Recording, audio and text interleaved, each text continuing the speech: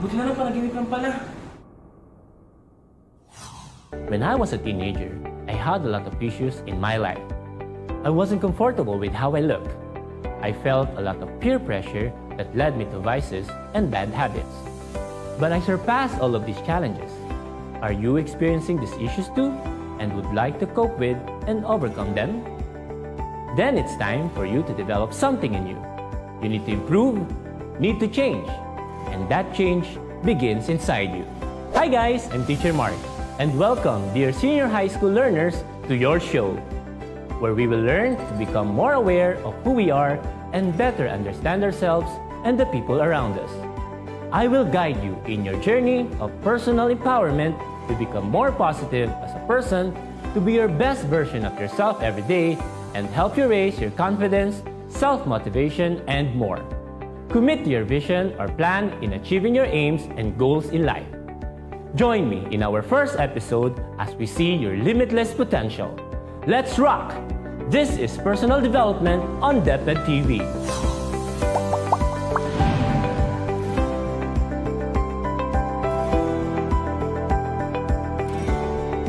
Welcome to my room. This is where I usually recall everything that happened to me the whole day. And as I assess how my day went, I always discover something in me.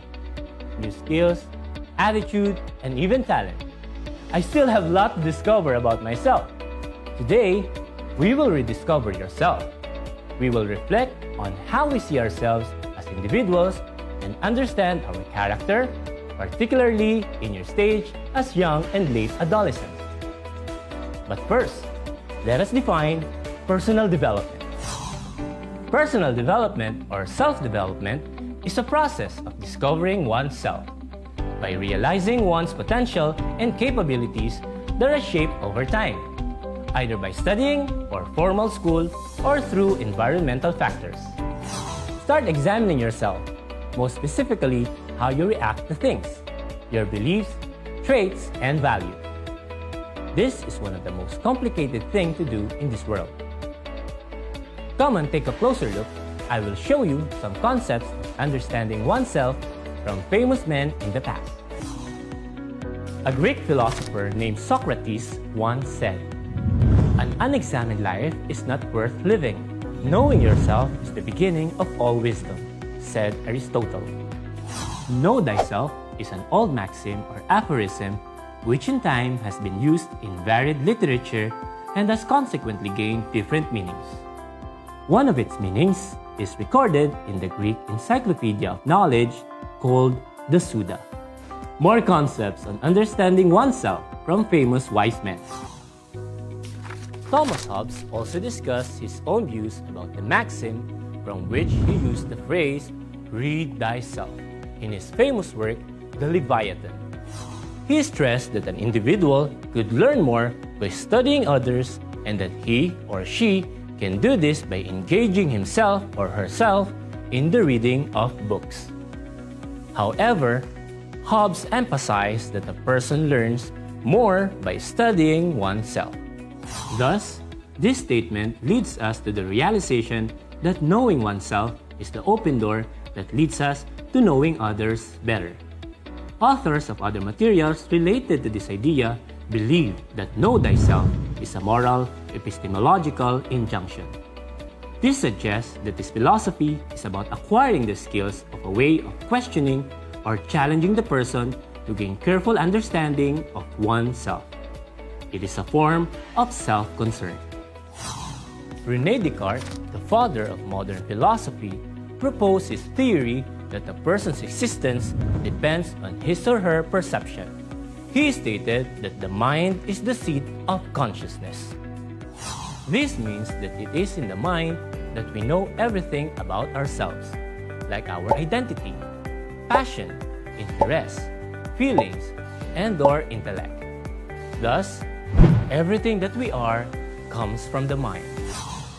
The self-concept theory is one abstract and general idea about himself, particularly toward his unique personality and his perception about his set of values, points of view, and behavior. According to Carl Rogers, a humanist psychologist, there are three different parts of self-concept. Self-image, or how you see yourself. Our self-image is a mixture of different attributes, including our physical characteristics, personality traits, and social roles. It doesn't necessarily coincide with reality. Self-esteem, or how much you value yourself. There are different factors that can influence self-esteem, including how we compare ourselves to others and how others respond to us. And the last part is ideal self, or how you wish you could be. Most of the time, the way we see ourselves and how we would like to see ourselves do not quite match up. Let's continue learning more concepts about understanding oneself.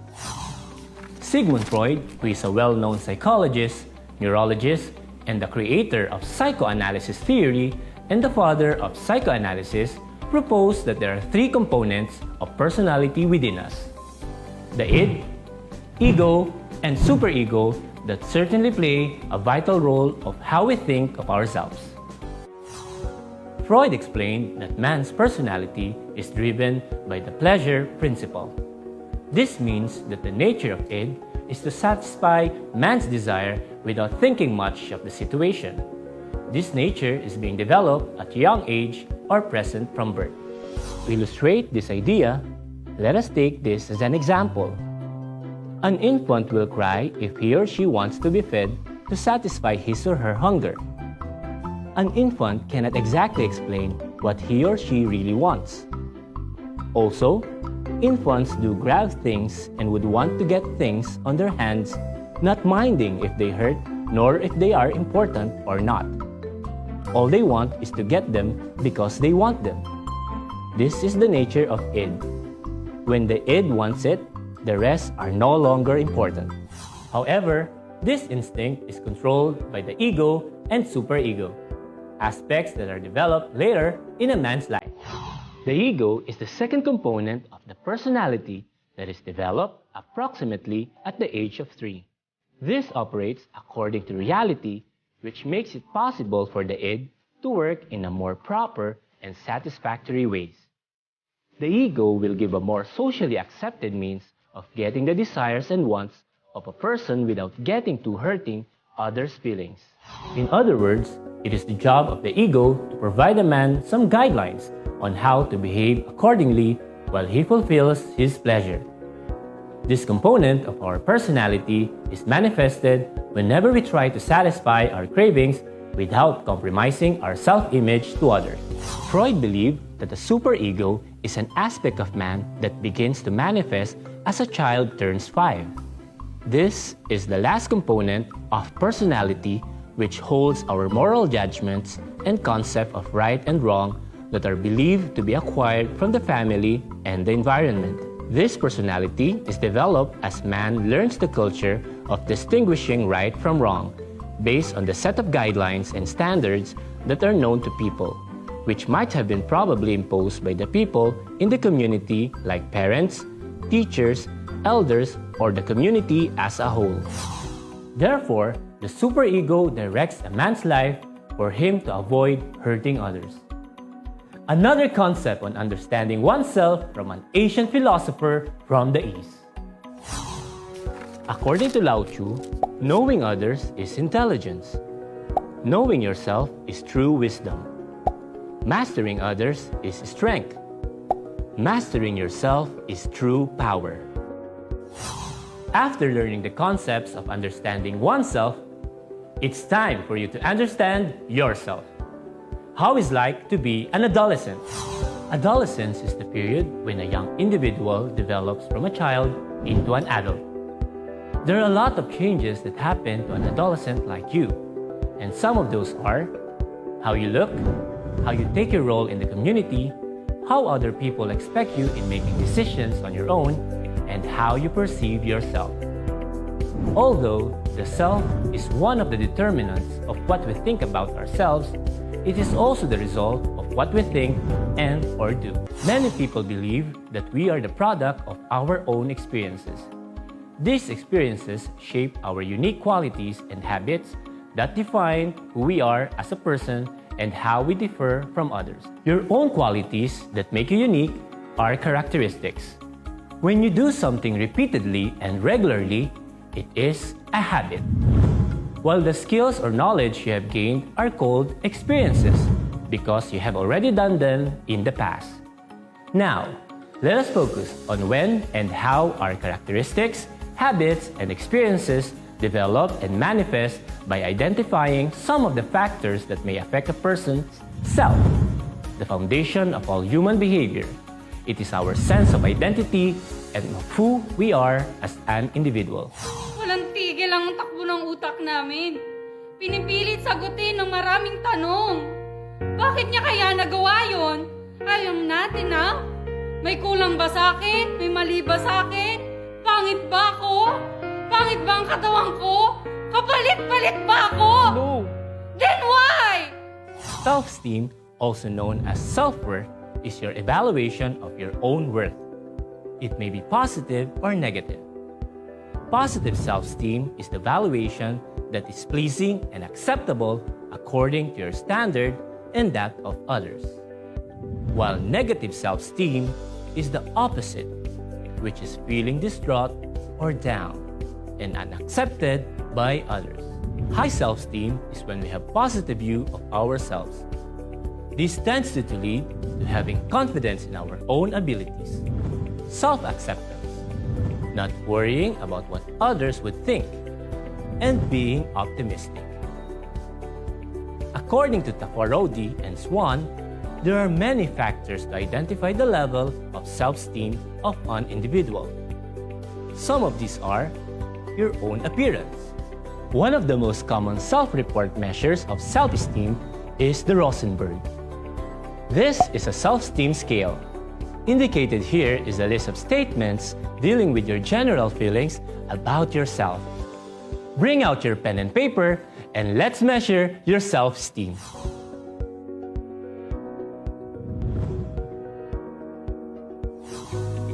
Write on your paper the number that corresponds to how strongly you agree or disagree with each statement. You may answer an online version too. Give 1 point to items that you answered strongly disagree. 2 points for disagree. 3 points for agree. And 4 points for strongly agree. Item numbers 2, 5, 6, 8, and 9 are reverse scored.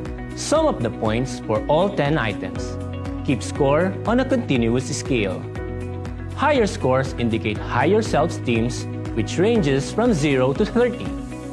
Scores between 15 to 25 are within normal range, while scores below 15 suggest low self-esteem. So what's your score? How high is your self-esteem? Our self-esteem may change from time to time, depending on the situations we encounter in our daily life. Since it can be a partly trait that someone can possess, it depends on how you perceive the things coming your way. Let's talk about self-efficacy. Self-efficacy is not considered as a trait, according to Stachkovic and Luthans. Self-efficacy does not refer to your abilities, but rather to your beliefs about what you can do with your abilities.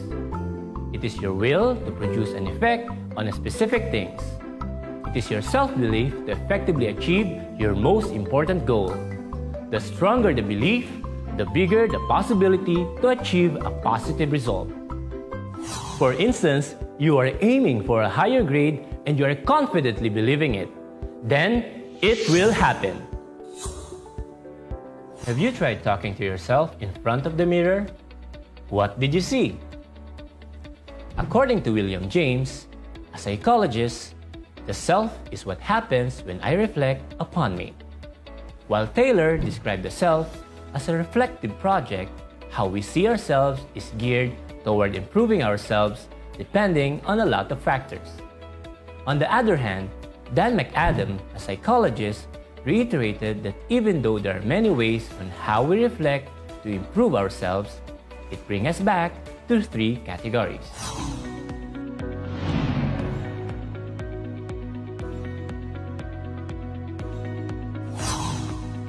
First category is self as social actor.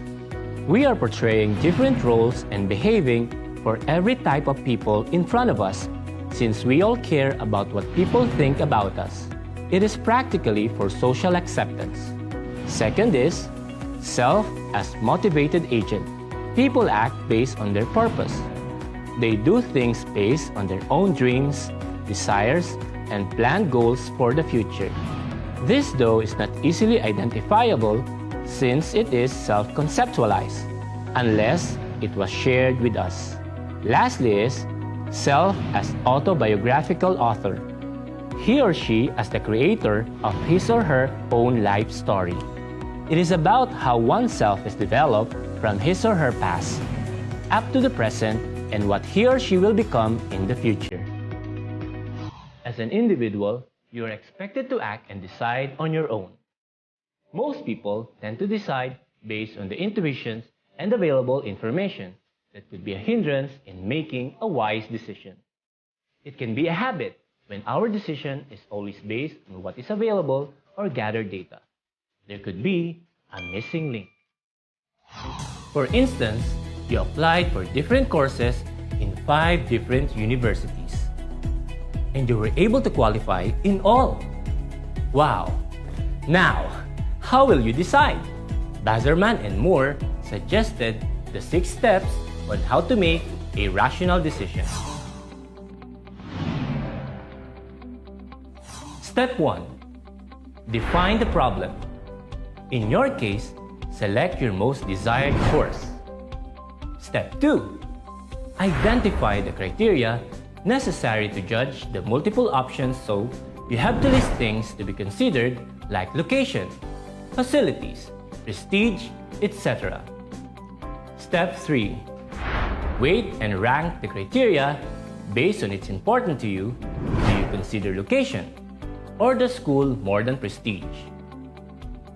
Step 4. Generate alternatives. List down all the schools that accepted you. Step 5. Rate each alternative on each criterion. Now, you must rate each school on the criteria you have identified: the location, facilities, prestige, etc. And the last step is compute the optimal decision from the options you have listed from step 1. Choose the option that has the highest rating. Once you have decided on your problem, you're good to go.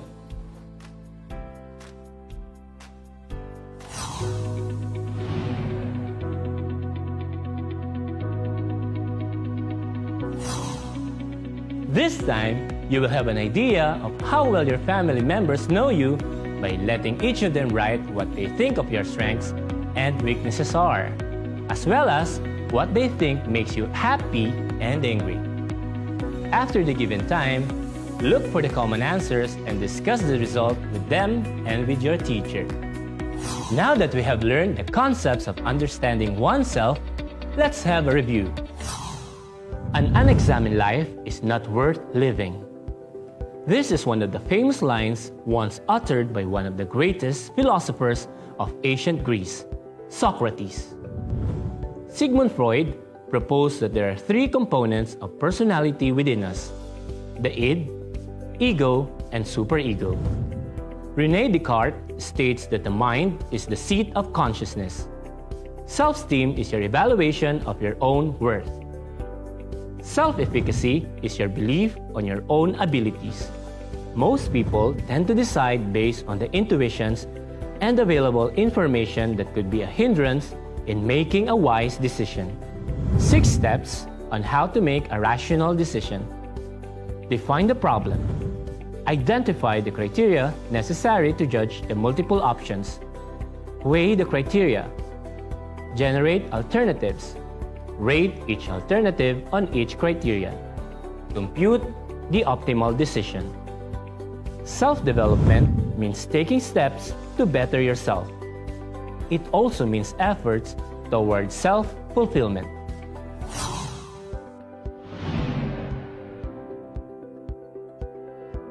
Now that you have a better grasp of yourself, you are to do our last activity, the roadmap. Recall the most important events of your life which you believe have helped you discover yourself more. Complete this roadmap.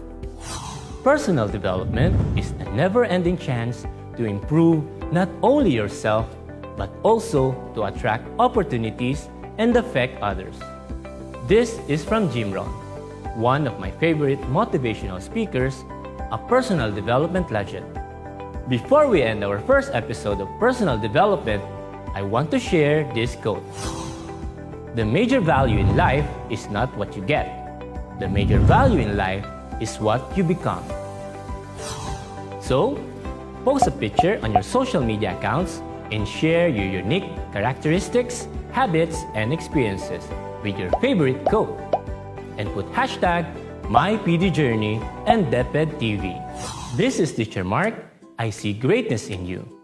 Know your worth, make a habit of developing yourself, and be your best version every day. See you on our next episode.